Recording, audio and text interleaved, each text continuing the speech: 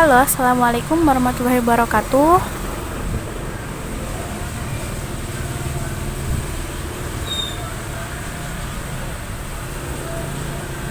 Oke, di sini saya akan menjelaskan salah satu mata kuliah MSDM 2. Sebelumnya perkenalkan, nama saya Intan Cahaya Parawanita dengan NIM 18190081 dari Prodi Manajemen D 2018.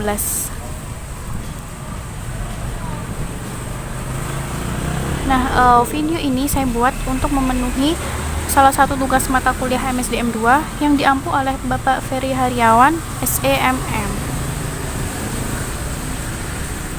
Oke, langsung saja kita masuk ke materi. Dengan semakin ketatnya tingkat persaingan bisnis, mengakibatkan perusahaan itu dihadapkan pada tantangan untuk dapat mempertahankan kelangsungan hidup. Perusahaan itu harus mampu bersaing untuk mengoptimalkan kinerja para karyawannya. Setiap perusahaan pasti berusaha untuk mencapai tujuan yang telah ditetapkannya masing-masing. Tujuan perusahaan itu mencakup pertumbuhan, laba, produktivitas, kesejahteraan karyawan, dan lain-lain. Peranan SDM atau sumber daya manusia dalam suatu perusahaan itu sangat penting. Perubahan pada SDM yang relevan tentu sangat berpengaruh terhadap jalannya perusahaan. Dalam usaha pengoptimalan pencapaian SDM yang memiliki kinerja serta motivasi yang tinggi, salah satu usaha yang dapat ditempuh itu dengan cara memenuhi kebutuhannya serta kelayakannya yang ditinjau dari hasil penilaian kerja seorang karyawan tersebut. Pada dasarnya organisasi kan dijalankan oleh manusia, maka penilaian kinerja sebenarnya itu merupakan penilaian atas perilaku manusia yang melaksanakan peran dalam organisasi tersebut.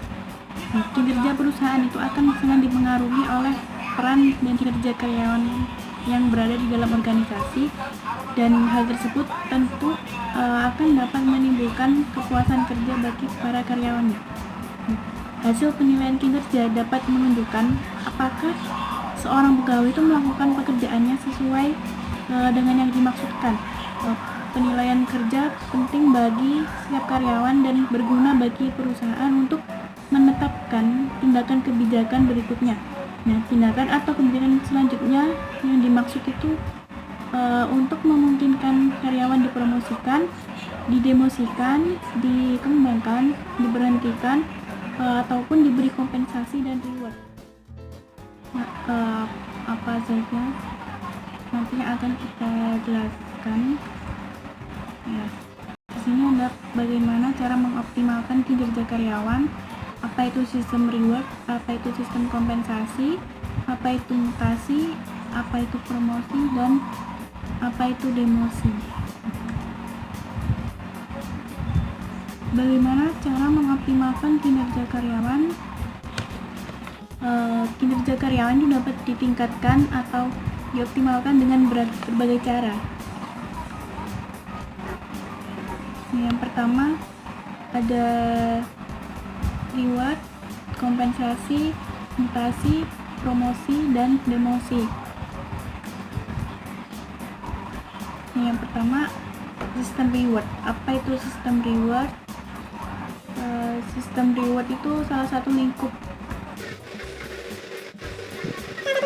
manajemen sumber daya manusia dan suatu layanan manajemen kompensasi sebagai salah satu lingkup tugas yang menyanggupi untuk merancang dan mengelola upah dan sistem tunjangan karyawan.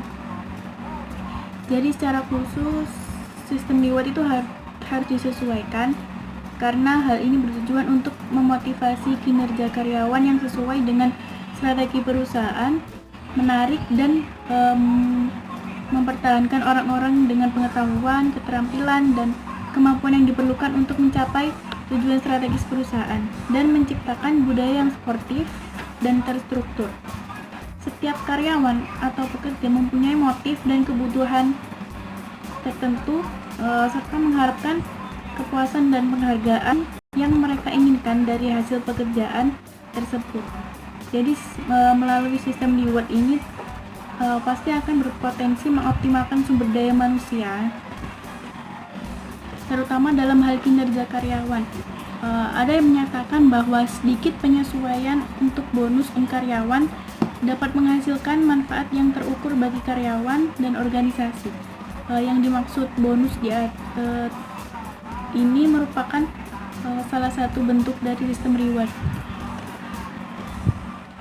Pemberian reward itu didasarkan pada hasil penilaian kerja seorang karyawan, dan melalui penilaian kerja tersebut bagi karyawan yang memiliki kinerja yang memuaskan dan mengalami peningkatan produktivitas kerja, maka ia berhak menerima reward dari perusahaan. Nah, hal ini tentu akan memotivasi karyawan tersebut untuk bekerja lebih giat lagi atau lebih baik lagi dari sebelumnya, karena ia merasa bangga atau puas atas reward yang ia terima dari perusahaan tempat bekerjanya. Hal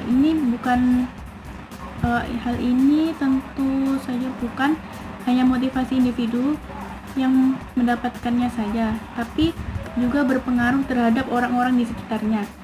Karyawan-karyawan lain yang ada di sekitarnya juga akan termotivasi karena mereka juga ingin mendapat penghargaan atau reward yang serupa dari perusahaan di tempat ia bekerja. Lalu ada yang pertama, ada intrinsic reward dan extrinsic reward. Intrinsic reward itu imbalan karyawan yang berasal dari pekerja itu sendiri. Nah, reward ini tidak berupa uang atau benda, tapi kepuasan atas pekerjaan dan tanggung jawab yang berhasil diselesaikannya. Keuntungan non materi yang diperoleh karyawan dari pekerjaannya itu bisa disebut reward. Nah, contohnya adalah sistem kerja fleksibel, lingkungan kerja yang sportif, dan lain-lain. Juga ada extrinsic reward. Extrinsic reward ini adalah penghargaan yang diterima karyawan dari luar pekerjaan. Reward ini berupa uang atau barang seperti tunjangan, bonus karyawan, pembagian laba perusahaan, kenaikan gaji, promosi jabatan, dan lain-lain. Nah, yang kedua ada kompensasi. Apa itu kompensasi?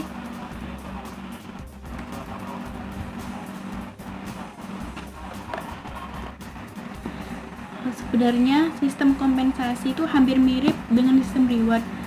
Sistem kompensasi dan sistem reward itu sebenarnya sama-sama merupakan pemberian imbalan atas kerja karyawan yang memuaskan dengan tujuan sebagai pengganti atas layanan atau hasil kerja para karyawan. Kompensasi merupakan total seluruh imbalan yang diterima para karyawan sebagai pengganti jasa yang telah mereka berikan. Kompensasi ini diberikan kepada karyawan sangat berpengaruh pada tingkat kepuasan kerja, motivasi kerja, serta hasil kerjanya. Nah, tentu sistem kompensasi ini dapat mengoptimalkan kinerja para karyawan dan sesuai dengan pernyataan bahwa motivasi kerja karyawan itu banyak dipengaruhi oleh terpenuhi tidaknya kebutuhan minimal kehidupan karyawan dan keluarganya. Ada juga yang menyatakan bahwa kesenjangan kompensasi moneter antara eksekutif senior dan karyawan memiliki efek positif pada kinerja perusahaan. Nah, selain itu, pengeluaran on the job juga memiliki pengaruh positif pada kompensasi moneter senior atau karyawan biasa. Selanjutnya ada tujuan dari kompensasi. Tujuan dari kompensasi ini untuk menjalin ikatan kerjasama, menstabilkan karyawan, dan membentuk disiplin kerja karyawan. Lalu apa saja bentuk-bentuk kompensasi? Bentuk-bentuk kompensasi ada 3 macam. Yang pertama, kompensasi upah, kompensasi keamanan, dan kompensasi kesehatan. Kompensasi upah itu dinyatakan dalam bentuk uang yang ditetapkan menurut suatu persetujuan, undang-undang, dan peraturan, serta dibayarkan atas dasar suatu perjanjian kerja antara pemberi kerja dan penerima kerja. Pengupahan merupakan unsur penting dalam meningkatkan motivasi kerja karyawan, karena upah sebagai alat untuk memenuhi berbagai kebutuhan karyawan atau pekerja. Hal-hal yang ditinjau untuk menentukan upah kepada karyawan berupa keadilan dan kesesuaian tugas, tanggung jawab, dan tingkat usaha yang dilakukan dalam suatu perusahaan, dalam suatu pekerjaan. Yang kedua ada kompensasi keamanan. Kompensasi keamanan ini adalah keadaan karyawan yang bebas dari rasa takut dan bebas dari segala kemungkinan kecelakaan kerja. Keamanan kerja merupakan salah satu kebutuhan dasar manusia yang dapat mempengaruhi motivasi dan kepuasan kerja. Nah, program-program keamanan dapat dilakukan dalam berbagai bentuk, misalnya membuat kondisi kerja aman, antara lain dengan menggunakan mesin yang dilengkapi dengan alat-alat pengaman, menggunakan peralatan-peralatan yang lebih baik, mengatur ruangan dan penerangan sebaik mungkin, mencukupi fasilitas kantor dengan baik, serta menggunakan petunjuk-petunjuk dan peralatan-peralatan keamanan. Ada kompensasi kesehatan. Perusahaan memberikan berbagai tunjangan kesehatan dan perawatan kesehatan, biasanya melalui perlindungan asuransi. Nah, tujuan perusahaan memberikan kompensasi kesehatan yaitu untuk memberikan kondisi kerja yang lebih sehat, serta menjadi lebih bertanggung jawab atas kegiatan-kegiatan yang memiliki tingkat kecelakaan yang tinggi. Nah, hal ini tentu disukai oleh para karyawan, sehingga dengan cara ini tentu karyawan dapat mengoptimalkan kinerjanya. Dapat tarik kesimpulan bahwa dengan sistem mutasi kinerja karyawan itu akan lebih optimal daripada sebelumnya, terutama apabila mutasi itu merupakan permintaan karyawan itu sendiri, pasti akan memuaskan keinginan pribadi karyawan tersebut. Namun dalam hal ini perusahaan juga harus benar-benar menganalisanya dalam hal tingkat kepentingan yang terbaik bagi perusahaan maupun karyawan yang bersangkutan. Oke, cara yang keempat yaitu promosi. Nah, apa itu promosi? Promosi itu merupakan perpindahan pekerjaan dari suatu posisi ke posisi yang lebih tinggi dengan tanggung jawab pekerjaan yang lebih tinggi pula.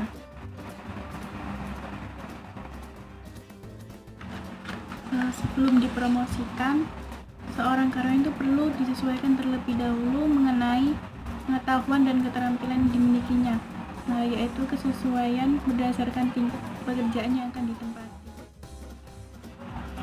Selanjutnya ada syarat penetapan promosi. Pertama, pengalaman.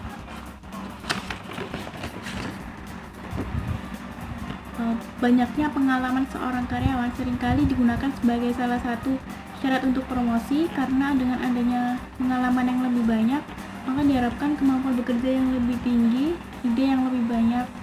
Yang kedua ada tingkat pendidikan. Ada sebagian besar perusahaan memberikan syarat minimal pendidikan agar dapat dipromosikan pada jabatan tertentu.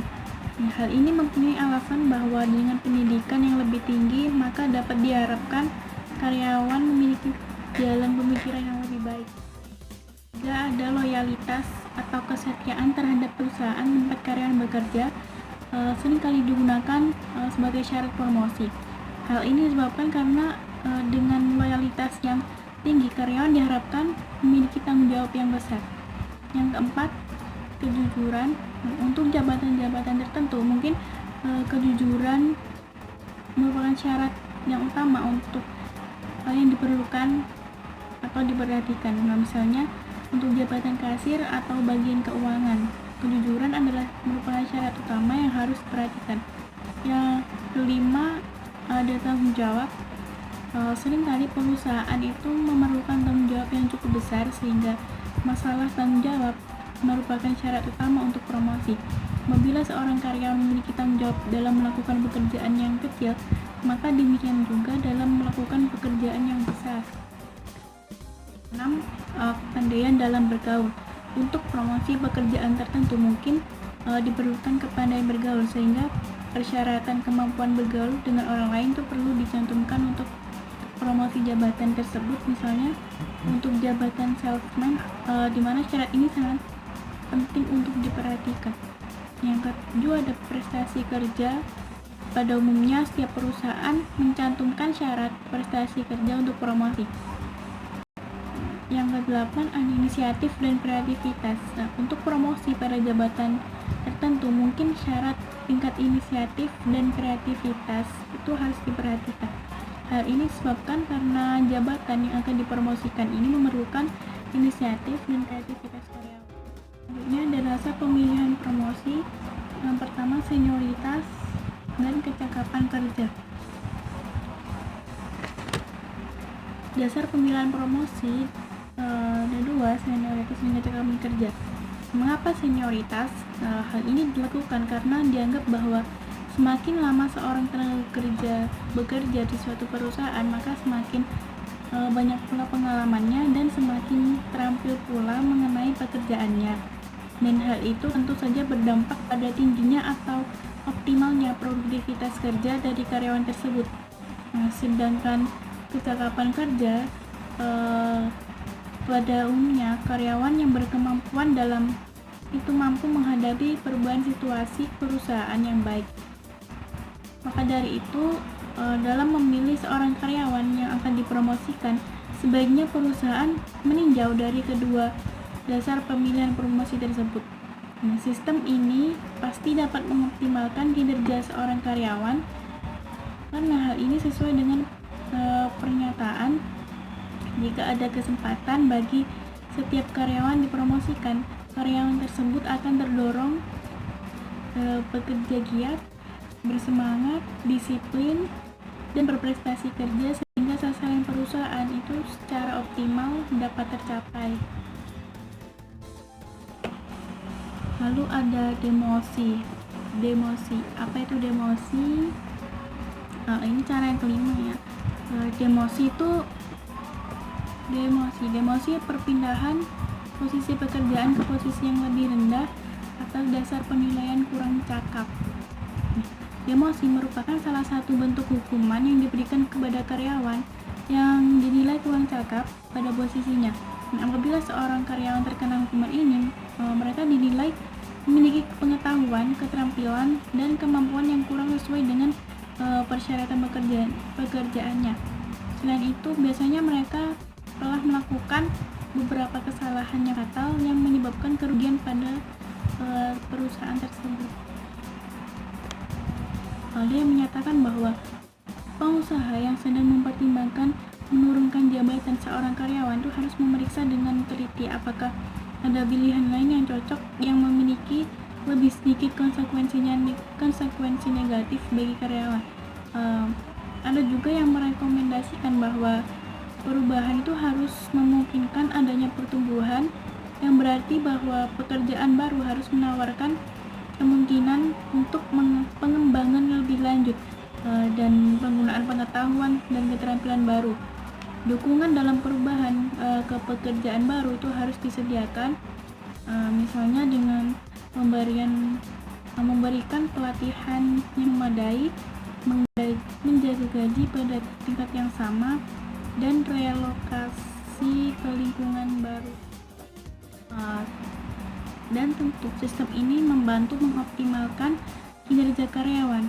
Bagaimana tidak, karyawan yang dinilai kurang tepat di posisinya akan dipindahkan ke posisi yang dinilai lebih tepat untuknya agar dia dapat mengoptimalkan kinerjanya dengan beberapa pengembangan pada posisi barunya.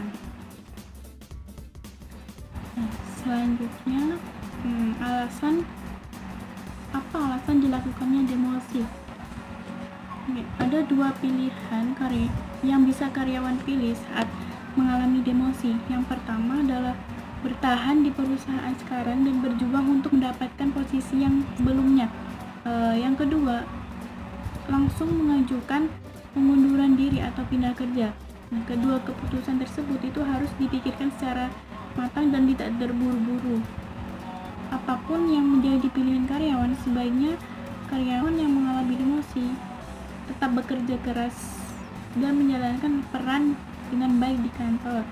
Dedikasikan waktu dan pikiran untuk menguasai tugas baru, membangun hubungan lagi dengan atasan, dan mengembangkan hubungan positif dengan supervisor yang baru. Nah, bagi karyawan yang memutuskan untuk bertahan di perusahaan, maka sebaiknya karyawan tersebut menunjukkan komitmen untuk bekerja keras. Hal ini akan membuat atasan melihat karyawan itu yang bersangkutan sebagai karyawan unggulan. Sementara itu, jika karyawan ingin mengundurkan diri dan pindah perusahaan, maka karyawan yang bersangkutan perlu mendapatkan rekomendasi positif dari atasan. Alasan dilakukannya demosi. Ya, ada beberapa alasan yang melatar belakangi demosi karyawan. Di antaranya adalah yang pertama, karyawan yang bersangkutan menunjukkan kinerja yang tidak baik atau buruk. Yang kedua, karyawan yang bersangkutan kekurangan keahlian atau skill untuk posisi kerjanya. Yang ketiga, perusahaan memang sedang mengurangi posisi kerja karyawannya. Yang keempat, perusahaan sedang mendisiplinkan karyawan yang berbuat salah. Manfaat demosi bagi perusahaan. Yang pertama, membuat karyawan keluar dari perusahaan. Manfaat demosi salah satunya adalah membuat seorang karyawan keluar tanpa harus melakukan pemecatan. Beberapa perusahaan menggunakan taktik ini untuk menghindari konflik dalam pemecatan. Dari sudut pandang SDM, keuntungan lainnya adalah untuk menghindari pembayaran pesangon atau menghindari PHK. Demosi tidak harus selalu bertujuan untuk membuat karyawan berhenti bekerja atas kemauannya, tetapi hal ini memang diperuntukkan bagi karyawan yang menunjukkan performance kerja yang kurang. Yang kedua, mengurangi pengeluaran perusahaan. Biasanya penurunan jabatan ini berarti karyawan bekerja di posisi dengan upah yang lebih rendah. Dalam beberapa kasus, perusahaan memberlakukan demosi bagi karyawan yang dirasa mendapatkan gaji yang tidak sesuai dengan kontribusi mereka untuk perusahaan. Tetapi pada akhirnya perusahaan itu harus membayarkan gaji sesuai dengan kinerja yang diberikan dengan posisi barunya. Resiko menjadi lebih sedikit. Demosi mungkin melibatkan resiko yang lebih sedikit dari tuntutan hukum atau keluhan lain selain PHK. Sebagai contoh, kantor manajemen personalia di Amerika Serikat menunjukkan bahwa beberapa kantor pemerintah mempertahankan kebijakan penurunan pangkat sebelum melakukan PHK. Ketika berhadapan dengan kinerja karyawan yang buruk, hal tersebut dapat melindungi lembaga atau organisasi terhadap diskriminasi atau penghentian salah klaim, karena dapat menunjukkan keadilan dan kesediaan untuk mempertahankan karyawan terlepas dari masalah kinerja. Yang terakhir, ada pengembangan kinerja karyawan. Salah satu manfaat yang lebih positif dari demosi adalah kesempatan untuk mengembangkan kinerja karyawan melalui kegiatan pelatihan dan pembinaan. Kadang-kadang karyawan berada pada posisi yang tidak cukup siap untuk ditanganinya. Dengan adanya demosi, maka karyawan berada pada posisi dengan demosi, maka karyawan itu akan mendapat ruang untuk bernafas agar lebih lega dari pekerjaan yang tidak sesuai dengan kemampuannya. Kalau karyawan tersebut diturunkan ke posisi yang lebih nyaman dengannya, maka karyawan tersebut itu dapat bekerja ke arah pelatihan yang akan membawanya pada posisi yang lebih tinggi.